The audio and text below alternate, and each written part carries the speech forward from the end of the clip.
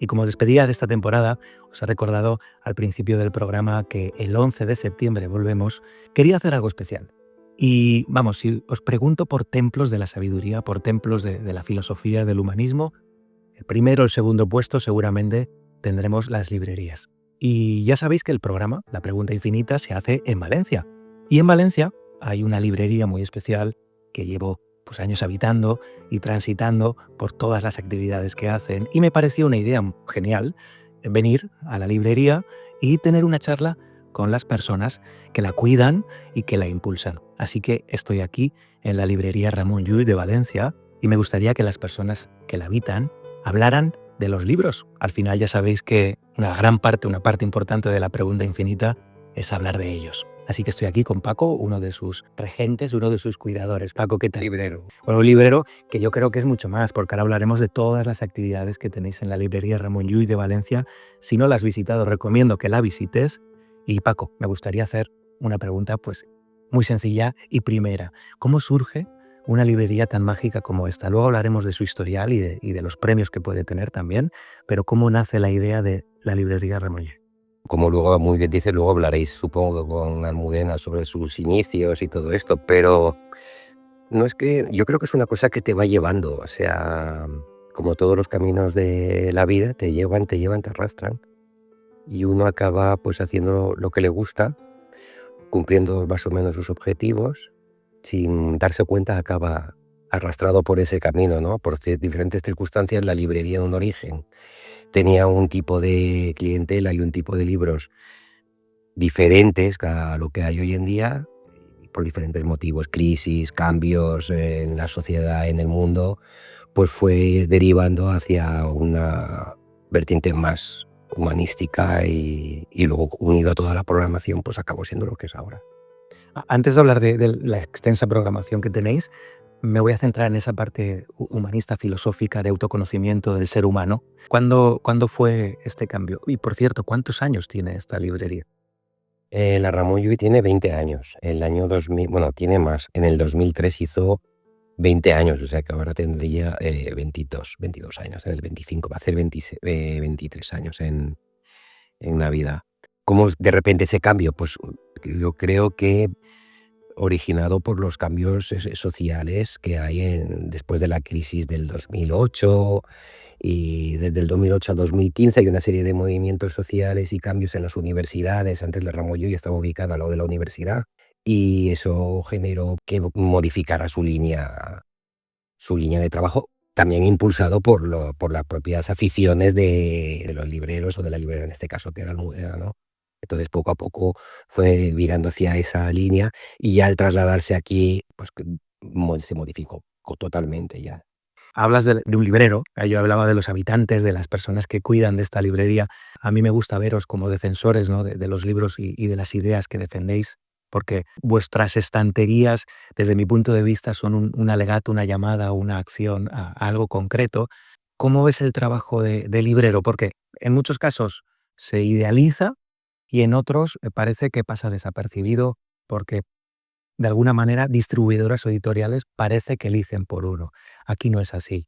Me gustaría saber, vosotros como defensores de los libros que elegís tener aquí, para la selección de libros, ¿cómo lo hacéis? Porque claro, tenéis una selección muy cuidada, pero a la vez también es amplísima. La librería es grande.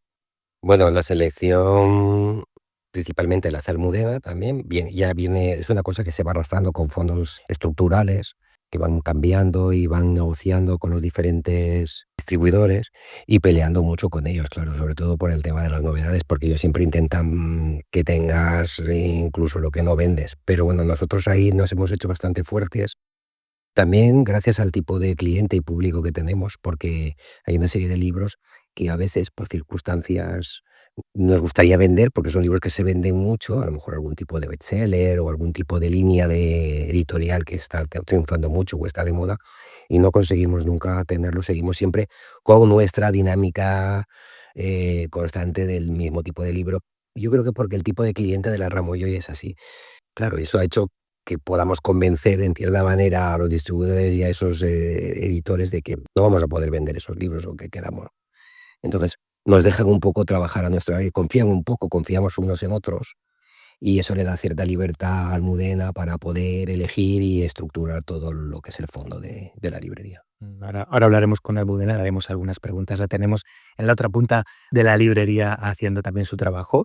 Paco, en lo que respecta a la librería, has hablado, has dicho ya varias veces, las actividades que tenéis. Yo creo que ese es uno de vuestros puntos fuertes y además una de las cosas que hacen que tengáis ese público concreto que habéis trabajado en colecciones que habitan las estanterías.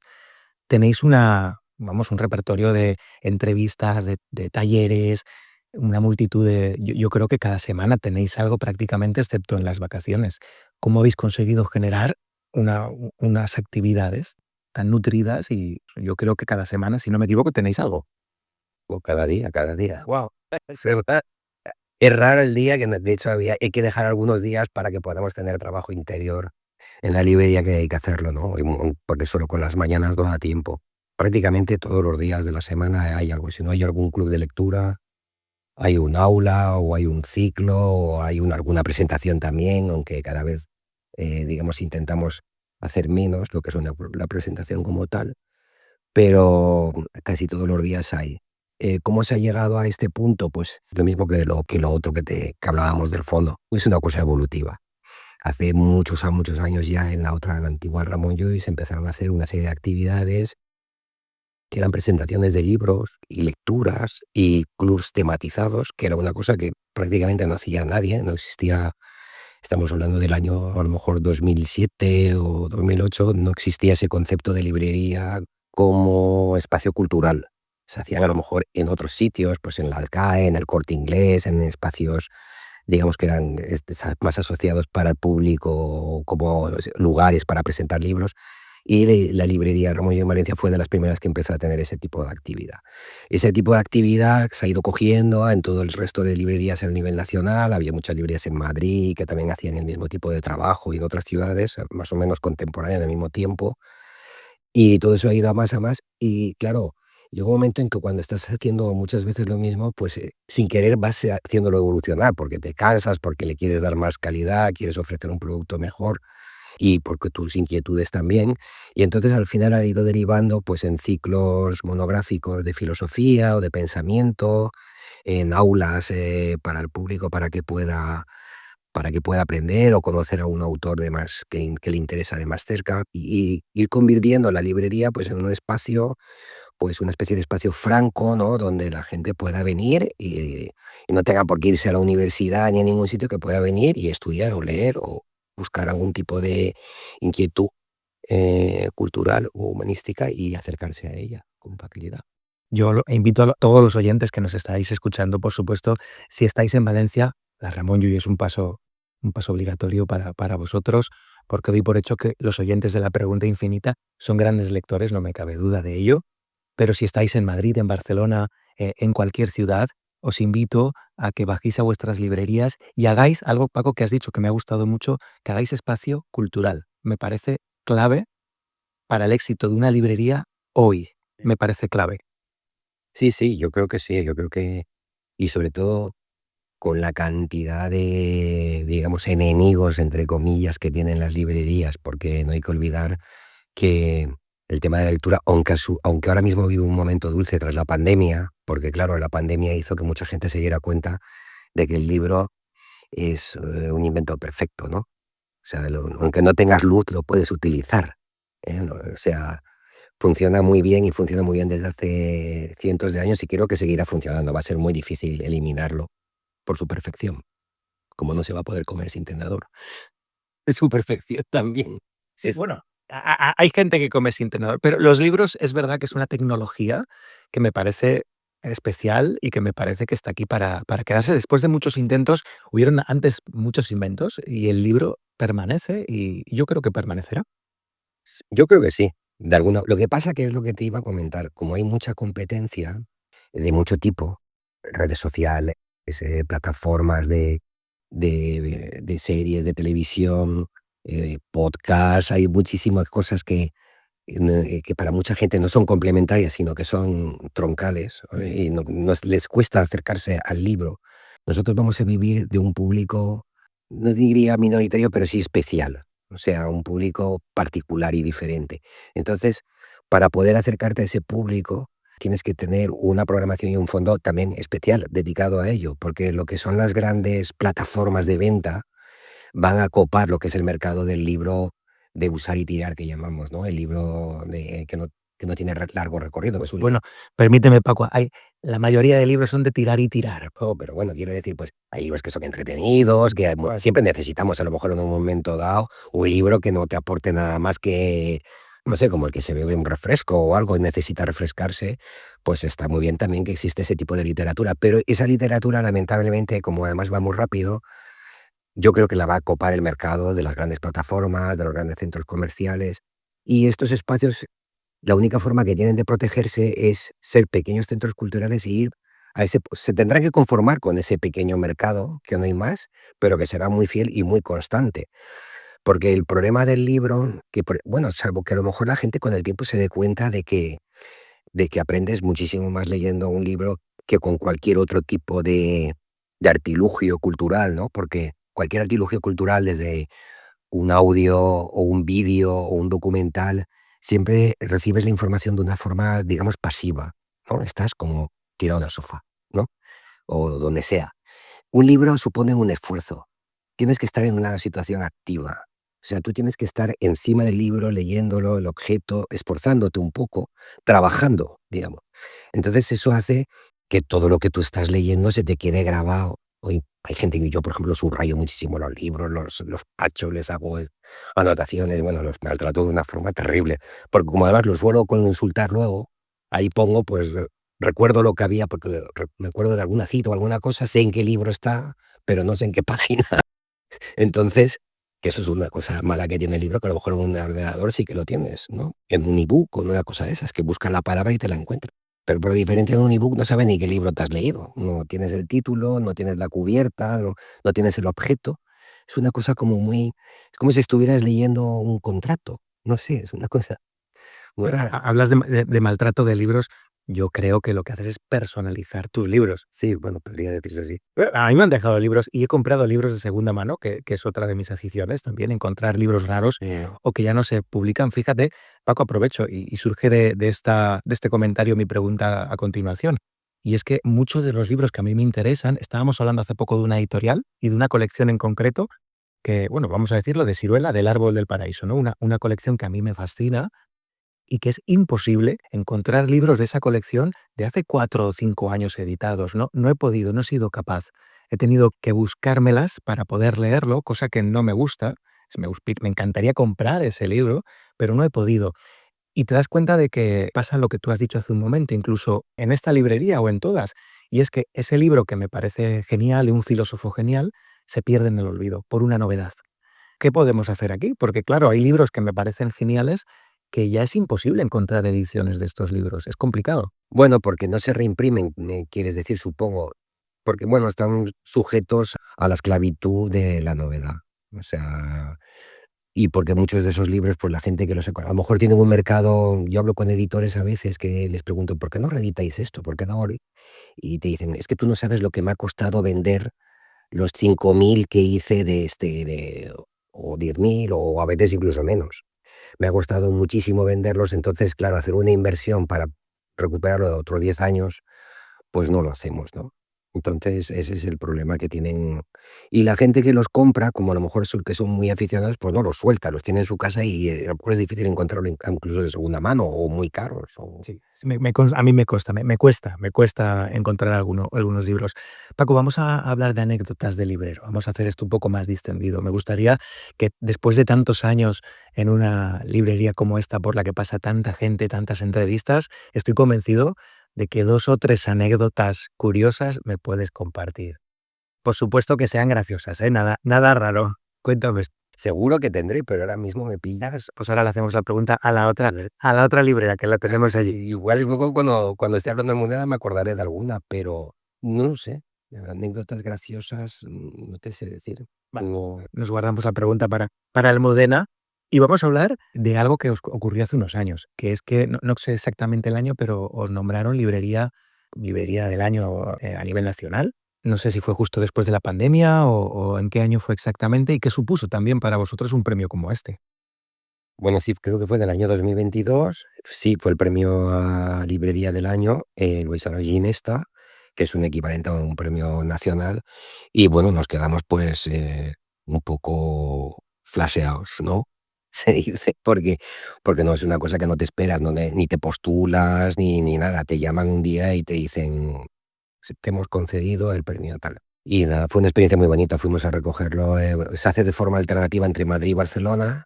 El año que nos lo dieron a nosotros lo hacían en Barcelona y fue una experiencia muy, muy bonita, muy bonita. Nos pareció maravilloso. La repercusión, pues sí, pues los medios te hacen un poco más de caso, te conoce más la gente, te da un poquito de prestigio.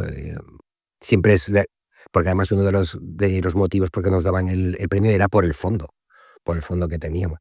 Entonces, pues eso, claro, te llena pues un poquito te da un poquito no sé, te hincha un poco el corazón, ¿no? Decir, pues estoy haciendo algo bien y vamos a seguir por este camino que la gente siempre piensas que nadie se da cuenta de lo que haces y te das cuenta y dices, pues mira, hay gente que sí que se fija en estas cosas que hacemos". Sí, sí, vamos, nos fijamos muchos, que lo sepas. Yo creo que no solo en Valencia, porque de hecho hace pocas semanas estuve aquí con un compañero, con Carlos Javier, haciendo un curso que hacíais vosotros de la palabra herida.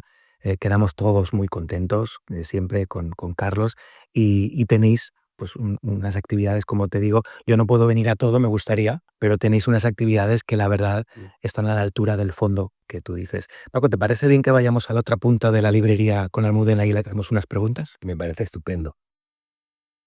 Bueno, y después de hablar un rato con Paco, nos hemos ido a otra parte de la librería y nos encontramos con Almudena, otra de las piezas clave de este maravilloso templo de la sabiduría. Almudena, bienvenida a la pregunta infinita. Bien, muchas gracias por invitarnos. Bueno, me parece que tu librería en Valencia, vuestra librería, es una de las mejores, no solo en Valencia, sino también en España, sobre todo en ese, como hablaba con Paco antes, en ese foco que habéis tenido en una especie de bueno, géneros literarios que son el humanismo, la filosofía, el autoconocimiento. A Paco le he hecho la pregunta y también quería hacértela a ti. ¿Qué os hace, qué os impulsa en algún momento de vuestra vida literaria en la librería? ¿Qué os impulsa a especializaros en este tipo de literatura que, bueno, no nos engañemos, es muy específica, pero al mismo tiempo también es muy amplia, como vemos aquí en las estanterías? Bueno, yo creo que la configuración de una librería de cualquier librería en general, tiene mucho que ver con los intereses del equipo que lo lleva. Tengo también que decir que una librería también es, digamos, una parte importante del proyecto que tengan los libreros, pero también tiene mucho que ver con los clientes, con la comunidad que acude a esa librería, que de alguna manera unos aprendemos de otros, unos nos sugerimos a otros, y como nos vamos encontrando juntos, yo diría, el camino. Entonces es verdad que el pensamiento se ha convertido en una parte importante de la librería. También hay mucha literatura, poesía, ensayo literario, pero es verdad que hay toda una parte de pensamiento y filosofía que de una manera casi orgánica y natural pues nos ha venido interesando. Todo lo que hacemos en cuanto a programación viene acompañado de fondo y al revés. O sea, en ese sentido sí que nos parece importante que sea como una propuesta, digamos, integral, pero ciertamente una librería no deja de ser una propuesta. Por eso cada librería es diferente, cada librería tiene sus especificidades, sus filias y fobias, y eso yo creo que de alguna manera nos vamos retroalimentando, público y libreros, librero público, autores que vienen, etcétera. Entonces ha sido de una manera muy natural y es efectivamente una de las ramas. Sí, sí, no, y además es el templo de los que nos gusta pues, el humanismo. En la pregunta infinita, como ya te he dicho antes, hablamos de humanismo, de filosofía de autoconocimiento, y esto es como una casa para mí y seguro que para los oyentes. Me gustaría preguntarte algo que tiene que ver con las ventas, pero no de números, sino de qué autores y qué libros son los más vendidos, por supuesto, uno, dos, tres o aproximadamente, que me puedas tú decir en toda esta historia de la librería. Es que por título es muy complicado. Hombre, ha habido grandes eventos, digamos, grandes visitas que siempre derivan en una venta mayor. Es decir, si te visita Muñoz Molina, Antonio Muñoz Molina, obviamente su libro se va a vender mucho. Entonces es verdad que hay picos de ventas vinculados a presentaciones de novedades, pero yo creo que en términos generales es una librería muy de fondo, muy de largo recorrido. Aquí los libros no queman, no se nos queman las manos con los libros, no tenemos prisa y hay un fondo que es de largo recorrido y que se va vendiendo muy, muy progresivamente. Son lo que llaman en el sector long sellers. Long Claro, seller, claro, mi pregunta iba está el bestseller, está el long seller. El long seller que es como un libro que se vende toda la vida. Juan Arnau, que hemos hablado antes de él, que es amigo común, es un autor que se vende mucho aquí. Primero porque es de aquí, porque hemos hecho muchas cosas con él, porque nuestra sección es verdad, como tú has dicho, que tiene mucho fondo de ese tipo. Editoriales como Atalanta, que a lo mejor en otras librerías son menos frecuentes, pues aquí tienen su público y su venta, pero es todo mucho más lento, no tenemos así como picos de ¡guau, bombazo! Obviamente El infinito en un junco, que es un libro maravilloso de una autora maravillosa, pues se ha vendido desde el principio hasta siempre y se seguirá vendiendo. Entonces es una cosa menos de picos y más de caminos, digamos. Qué bonito eso que has dicho, más de caminos y no de picos. Es justamente a lo que me refería. Irene Vallejo, la autora del Infinito en un junco, tuve el honor de entrevistarla, pues de ser esos primeros entrevistadores que recibieron su libro y la entrevistaron, y nadie auguraba el éxito que tuvo. Sí que es cierto que cuando yo leí ese libro, es verdad que me pareció un gran libro y estaba destinado de alguna manera a ser bien vendido, pero yo creo que nadie se esperaba lo que ha pasado, ¿no? Nadie se lo esperaba, ha sido un feliz acontecimiento que nos ha alegrado muchísimo a todo el mundo del libro y yo creo que a los lectores. Tiene efectivamente los ingredientes para ser un libro muy atractivo, pero es verdad que nadie se lo esperaba. Hay fenómenos así. Hay otros, como por ejemplo La península de las casas vacías de David Uclés, que realmente sin un aparataje comercial de marketing pensado para ello, ocurre que conecta con el público. Yo creo que también tiene que ver la propia personalidad de estos autores que acompañan a su libro y que enamoran a la gente y que explican muy bien las cosas. Y efectivamente lo de Irene ha sido descomunal. Tengo que decir que una de las primeras presentaciones la hizo aquí también. Prácticamente debió ser cuando tú la entrevistaste, o sea, en un momento en que es cierto que se llenó, o sea, la librería estaba llena para escucharle, pero no nos esperábamos ni siquiera ella misma que fuera a convertirse en lo que se convirtió luego. Entonces no era para nada el fenómeno de ahora. Y de hecho ella, que ha vuelto, cuando ahora ya es un fenómeno, ya ha vuelto con la adaptación gráfica del Infinito y con el ilustrador. Ella misma comentó que al principio Sirula iba a hacer una gira muy pequeñita y que ella dijo, hombre, me gustaría ir a Valencia porque tengo allí unos amigos, pero que ni siquiera contemplaban hacer una gira. Y fue creo que a su ciudad, Zaragoza, a otro sitio y a Valencia porque habíamos ya hablado. Y fíjate, luego. Sí, bueno, yo creo que todo el mundo que conoce a Irene está muy contento Sí. de que tenga este éxito porque sabemos de la humildad de la persona y de que este éxito es bien merecido. Y de la defensa a ultranza y de una manera súper elegante, que yo la admiro muchísimo, de las humanidades, de la educación, de los libros, de la lectura. Es muy apasionada y muy clara y muy poderosa en su defensa, pero al tiempo con una elegancia en unos tiempos tan complicados y donde la crispación está como a flor de piel.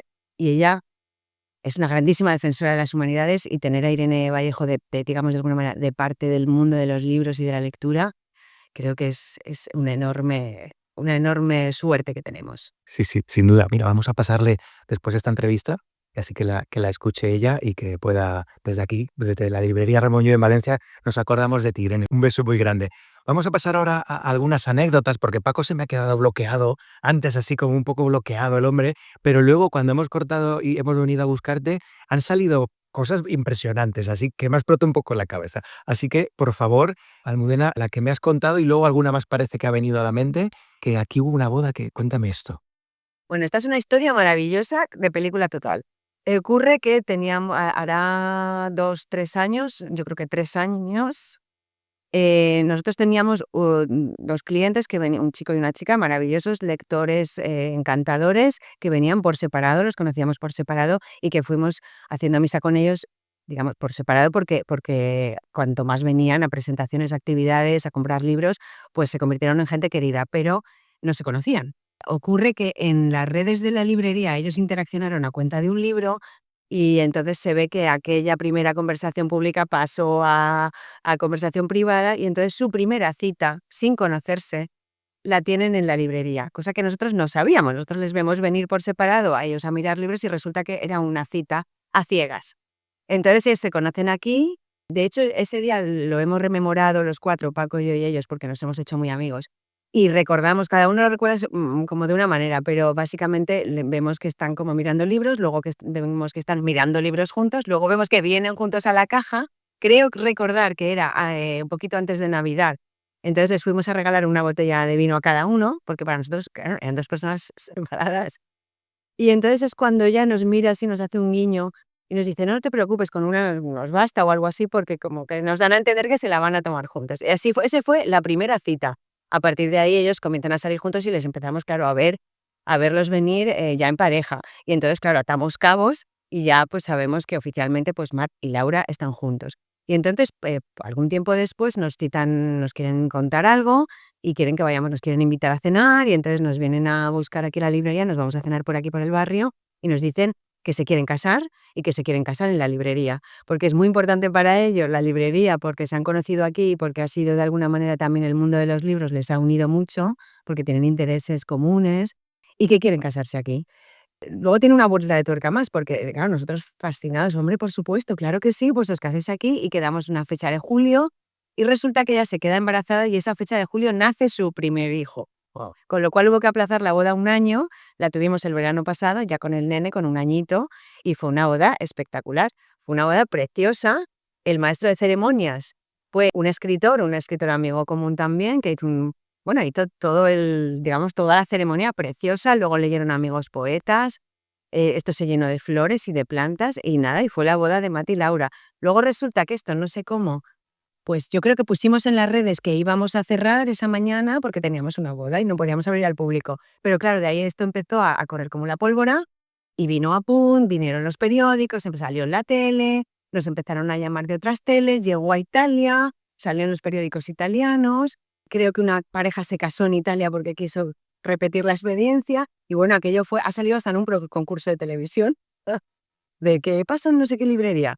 Pues Mati y Laura se casaron aquí, fue un día espectacular y creo que es la mejor anécdota que tenemos.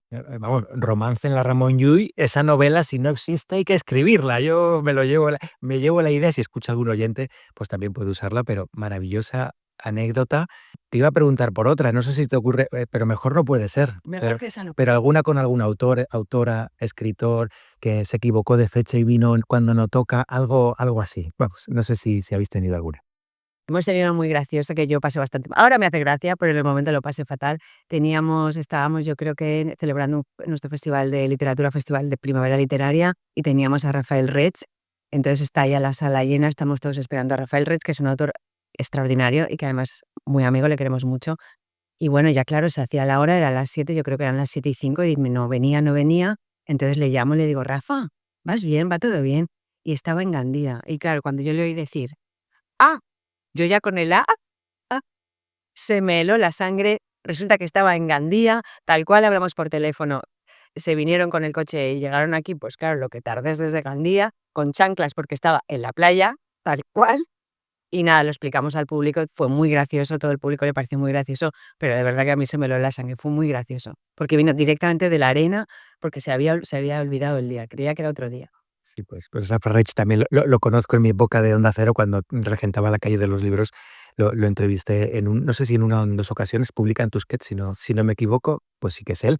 Me vino a puntual a todas las entrevistas que le hice yo y bueno, pues anécdota también con autores. Almudena, como le he comentado a Paco también, este es el último programa de la temporada, volvemos el 11 de septiembre. Si os parece bien, ahora vamos a buscar a Paco y nos despedimos. La pregunta infinita hasta la temporada que viene, ¿qué te parece? Me parece fabuloso. Hala, vamos a buscar a Paco. Bueno, y llegamos al final de la temporada de la pregunta infinita, en este espacio, en este templo de la sabiduría, en este espacio cultural. Y Almudena, Paco, gracias por haber cerrado esta temporada maravillosa. Volveremos, como hemos dicho, el 11 de septiembre. Y quiero agradeceros. Hemos estado unos minutos antes de este corte hablando de la boda, no nos hemos podido despegar de la anécdota y me gustaría acabar con esta energía positiva y agradeciéndoos también vuestro trabajo y vuestra labor en Valencia durante muchos años, porque lugares como el vuestro, un espacio cultural tan importante como decía Paco, son esenciales, son importantes para que el ser humano, en ese ser humano, siga intentando ser mejor cada día, que a veces nos cuesta mucho. Así que Paco, muchas gracias por estar aquí en esta despedida de temporada. Gracias a ti, Tony. Almudena, gracias por haber compartido maravillosamente esa anécdota de la boda y, por supuesto, gracias por haber estado también aquí en este último espacio, este último programa de la Pregunta Infinita. Muchas gracias a vosotros y enhorabuena por el programa y que vaya muy bien. Feliz verano a todos.